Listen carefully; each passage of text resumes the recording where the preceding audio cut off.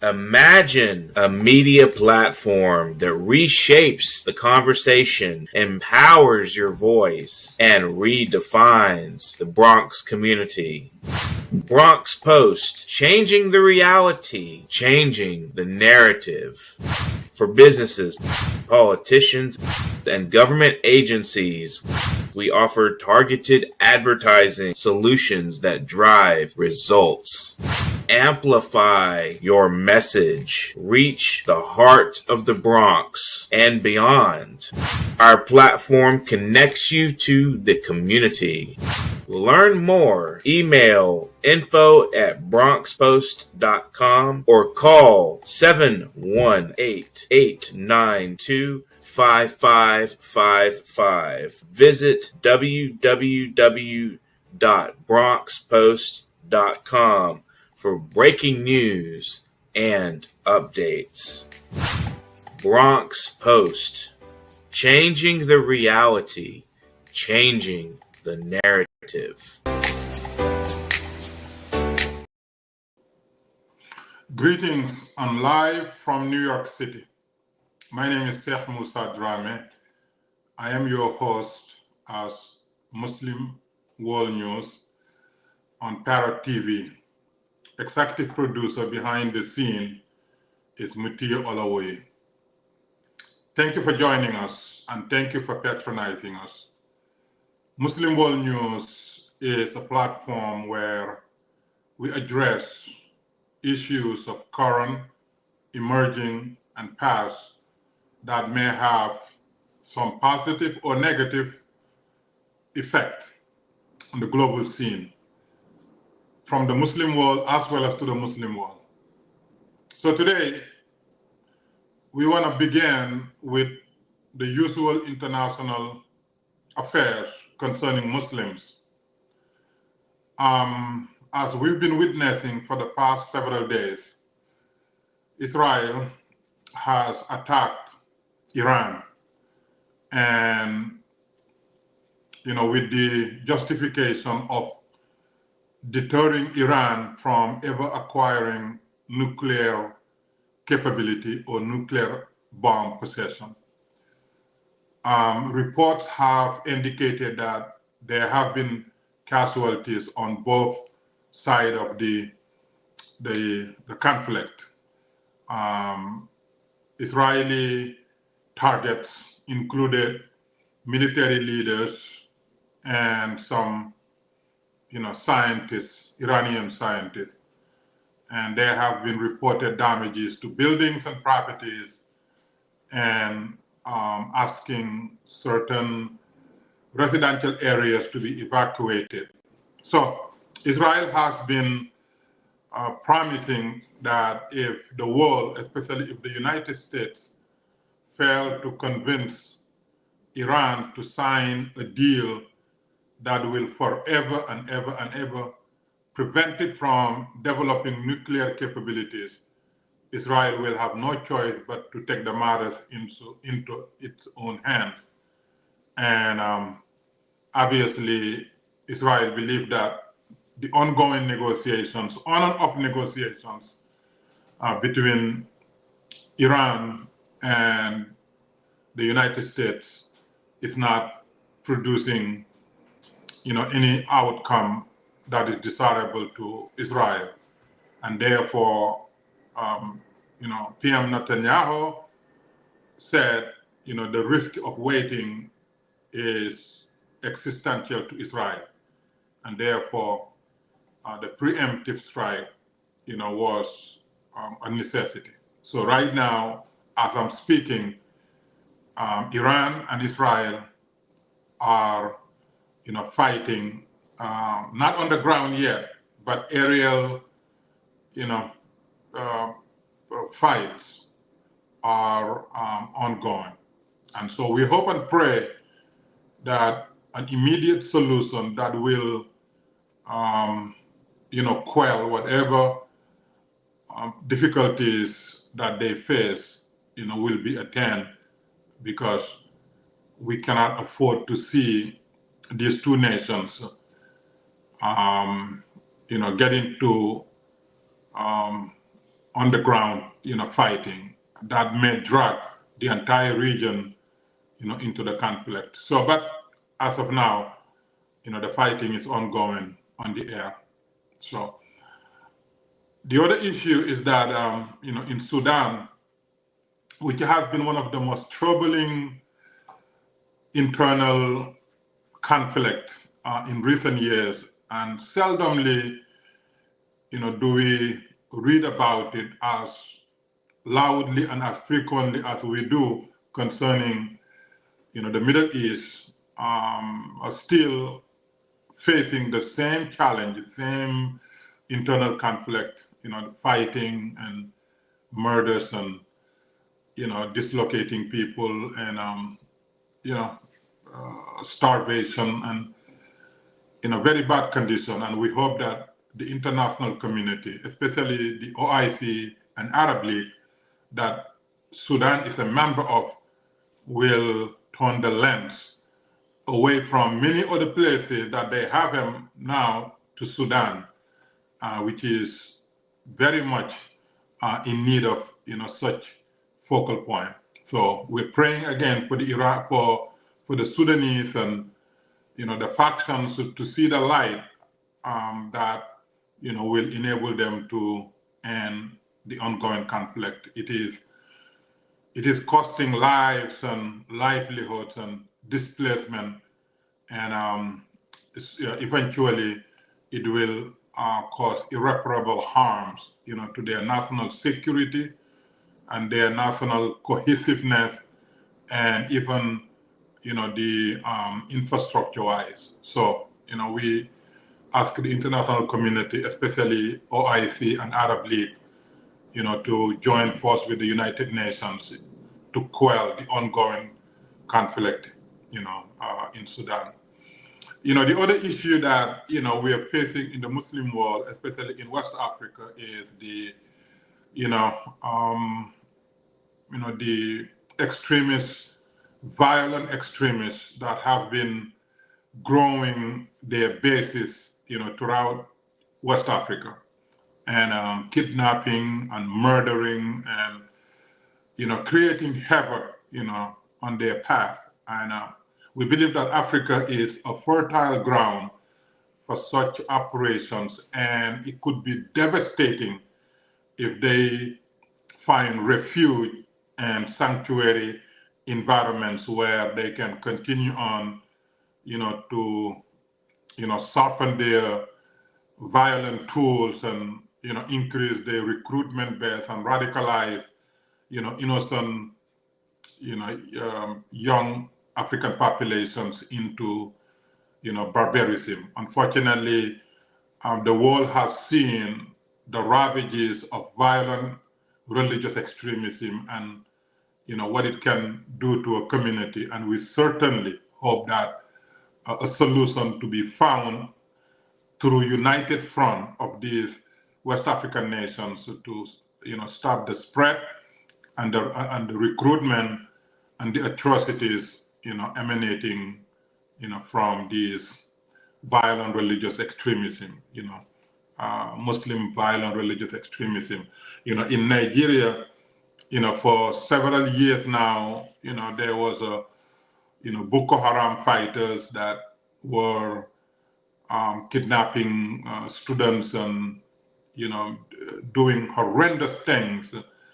And, we hope solutions will be found. We do not want violent extremism from any part of Africa. We don't want whether it's political, religious, ethnic, or economic. We want peaceful coexistence and understanding and, solutions to challenges that, these residents face. Even in Nigeria and other parts of Africa, you have these herders and, farmers and, really, fighting and killing each other because they're injustice. This is nothing new. Even when I was growing up, in Senegal and Gambia, this problem was a recurring problem.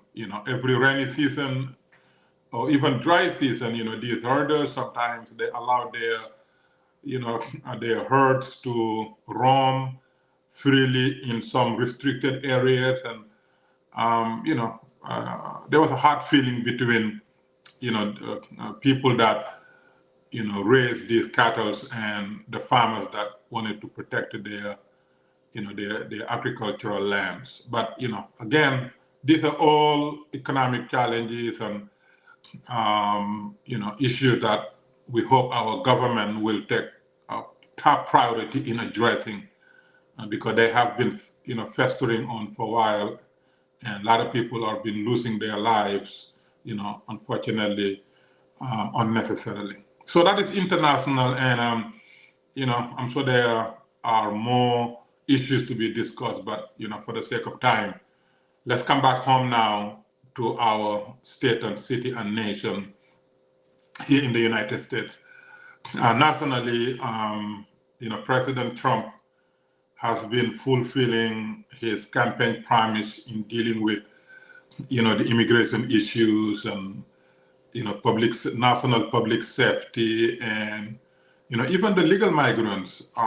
So the immigration agents, ICE, have been raiding certain venues where they are known to have employment or congregants of illegal immigrants or undocumented immigrants.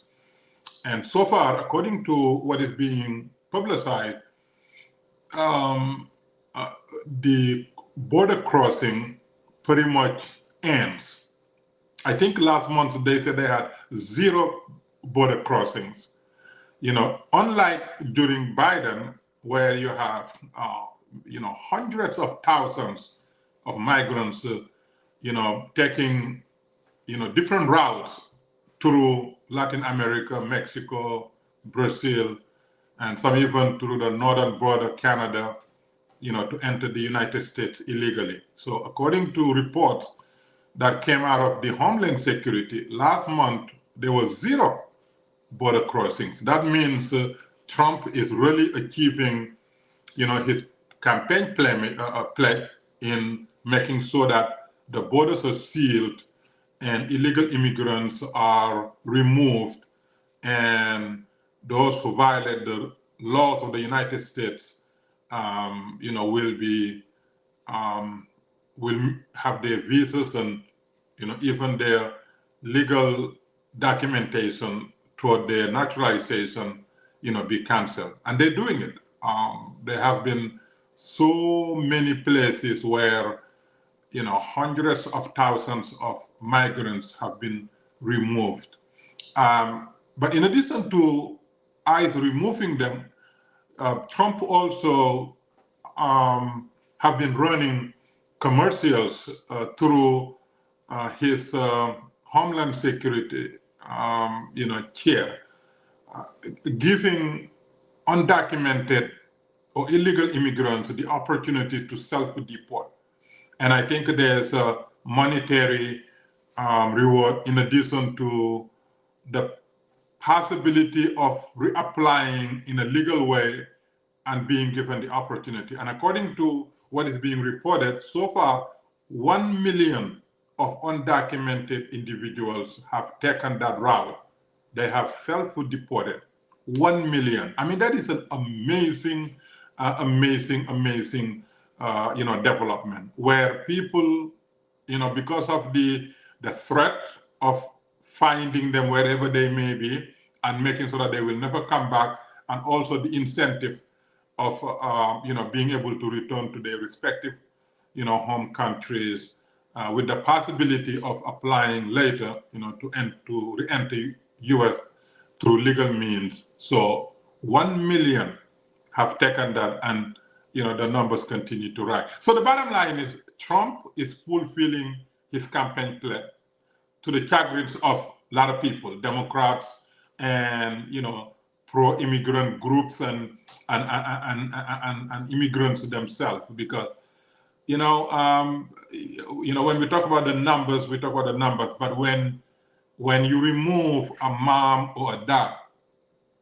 who came here illegally and in a process of being legalized their, existing here, and in the process they get married and they have children, and then you remove them. And unfortunately, a couple of weeks ago, they will report that even some, some families with American-born children. This is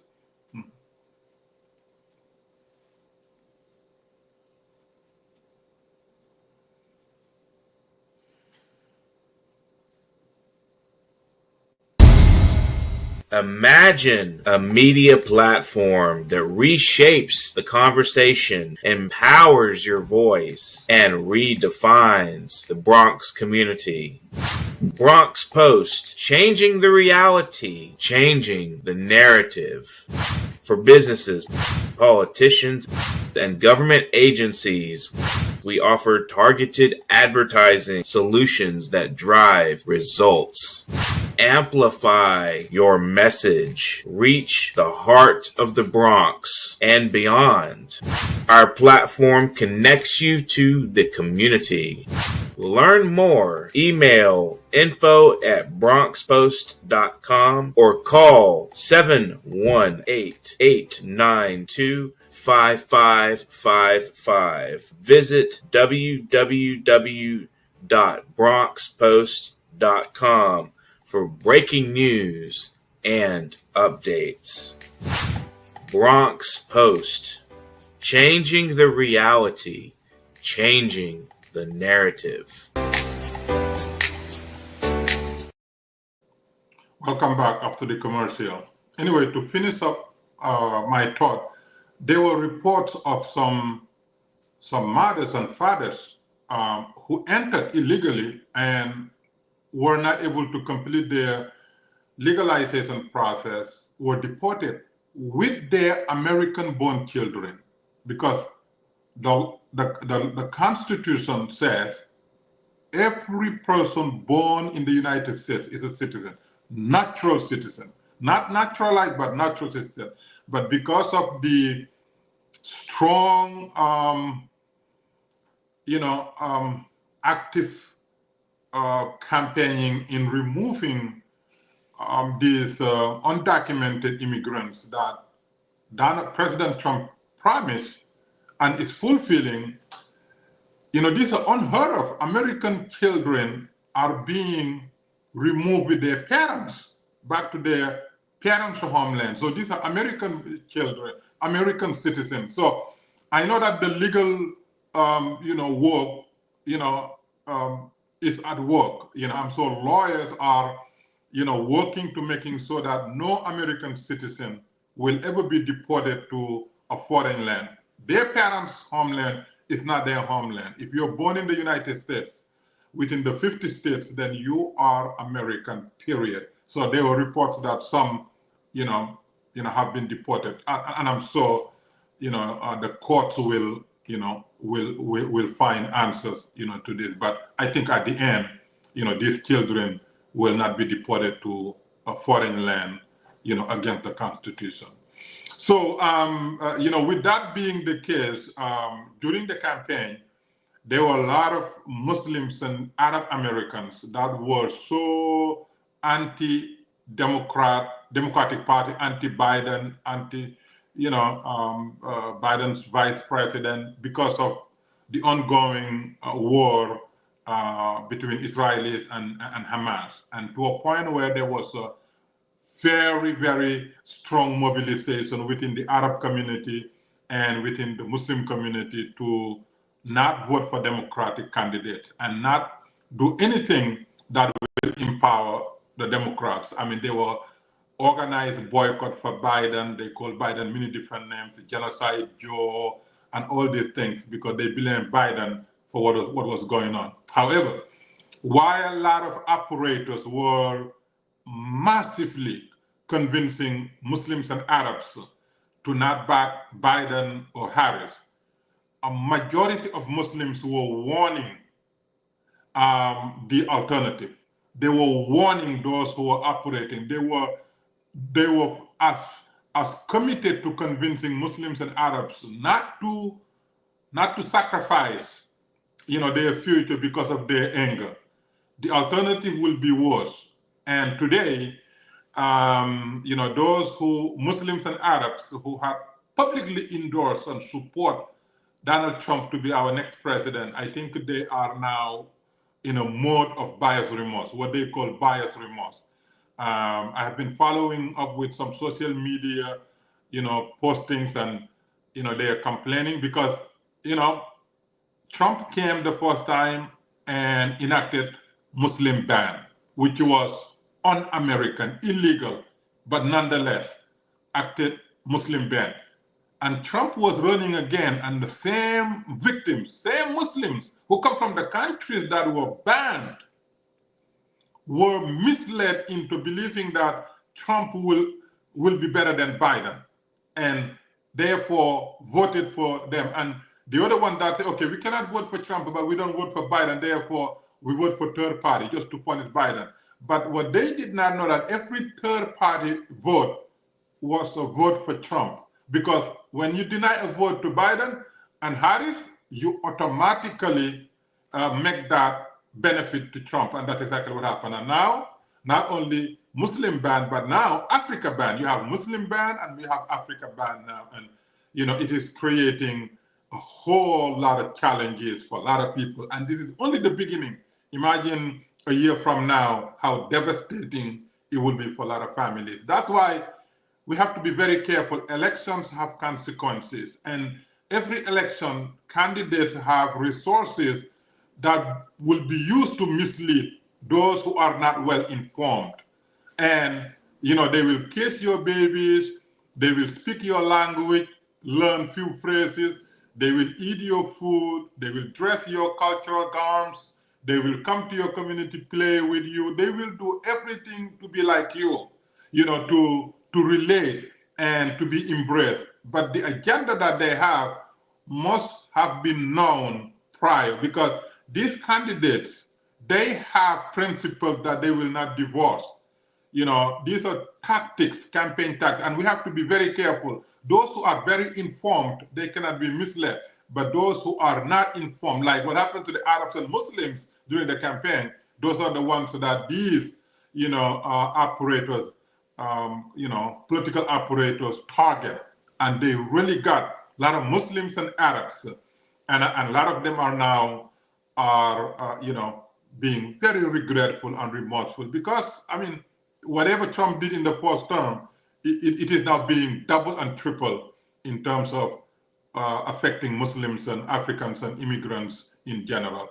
Let us hope and pray that, worse things will not come, but there will be light at the end of the tunnel concerning immigrant issues and immigrations and, Muslim bans and Africa bans and travel bans and all other issues that are, being discussed or already issued executive order of that may negatively impact a greater chunk of, the American population. So that's national and international. So now let's talk about what is going on locally. As all of you know, New York City is under the tsunami of campaigning. This is perhaps the most aggressive campaigning that I have witnessed since I came, to the United States. And today we have, I think, more candidates running to become our next mayor than perhaps any time in the past. And therefore, there has been a lot of misleading information. There have been a lot of tactics. There have been a lot of, realignments and, divorcing and marriage of conveniences and half-truths and, scary tactics. There are a lot of maneuvering. But now let's single out the two front runners in the Democratic, because the primary really, concerns the Democrats, because the Republicans, there's no primary. But the Democrats, the two front runners, former Governor Andrew Cuomo and, the novice politician, Suhran Mamdani, a 33-year-old who just became a U.S. citizen, in 2018, and really doesn't have any legislative record, and has not been proven, to have led any organization, much less run a government, whatever. Nonetheless, he is now the number 2, and even the polling, some small pollings are putting him on top or rival to Governor Cuomo. So it's a phenomenon that pundits are confused about, because every election there always some new things that trigger reevaluation of what was held to be the way things should be. So this 33-year-old Muslim immigrant who just became U.S. citizen, a state assembly, but no record. They say 3 small bills or 2 small bills, nothing, and has not been successful at anything. Never run any government agency. Never run anything. Is doing very well considering all these things. So therefore, the system now is at suspense. People don't know whether these pollings are, fluke or whether it's indication of Mamdani's strength. So let's see what happens. In the next couple of days, we'll know, because the primary, even though now there's ongoing voting, early voting, but on the 24th is, the voting, the election day, and we'll know by the 25th, whether Mamdani,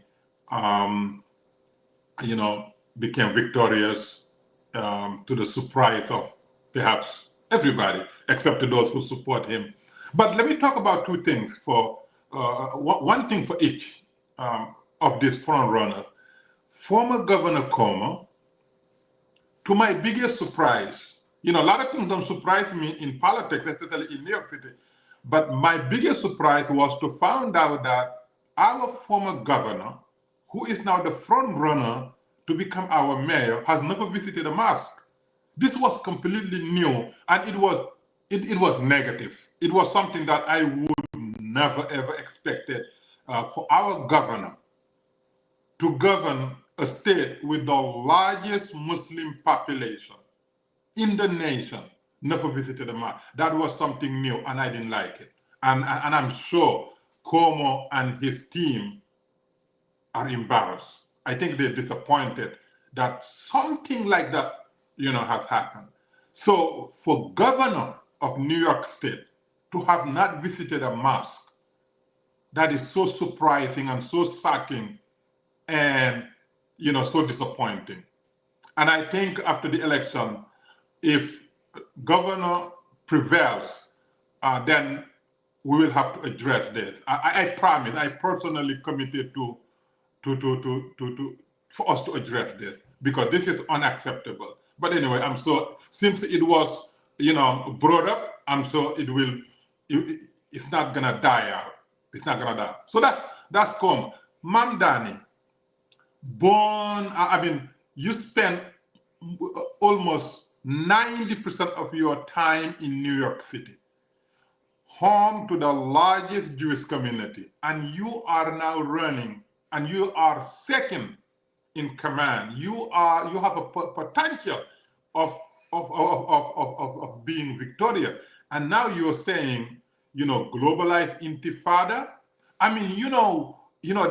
That is a mistake that should have been avoided. You are a Muslim.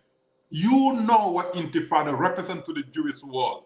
Regardless of your interpretation, regardless of your perceptions, and regardless of your intention, there are certain things that you as a Muslim candidate, with a great opportunity, by the way, to make history, should never ever be part of certain phrases. No matter how much your backers want you to push you to certain angles, there are lines not to be crossed. And I think it was a huge mistake for you to spend one single second trying to normalize or trying to make sense out of intifada, and to make it even worse, global intifada or internet intifada. That was irreparable harm to your campaign, and I'm sure this will follow you, as you continue, because according to what I heard, both Mamdani and Cuomo, even if they lose during the primary, they will continue on, with independent line. One for Working Family Party, Mamdani, and Como for Independent Line, because they knew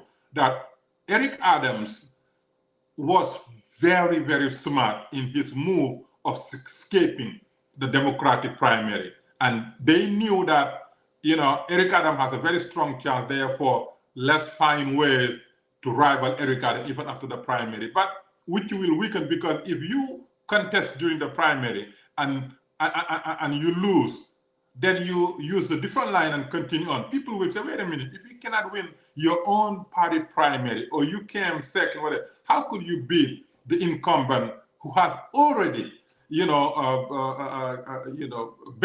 benefiting from incumbent? So anyway, that's the dynamics. But Coleman not visiting a mosque is so disappointing, and Mamdani to try to rationalize global intifada is an absolute sin that cannot be forgiven, because this is a home to the largest Jewish community, and intifada to them is like a Holocaust, to them, and there's no type of rationalization. It doesn't matter. Divorce it, completely divorce it, and apologize and hold a press conference saying that this is a mistake and whatever.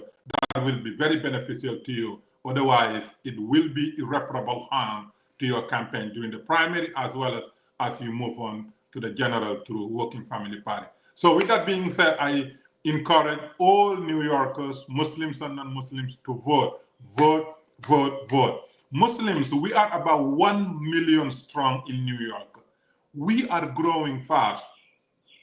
We're growing fast. Let's take advantage of it, but let us not follow those who are anti-Semites and anti-this and hateful. Let us be pure New Yorkers that care about all together in harmony and peaceful coexistence without any hate. We don't want to have Muslim candidates that are deemed hateful, anti-Semite.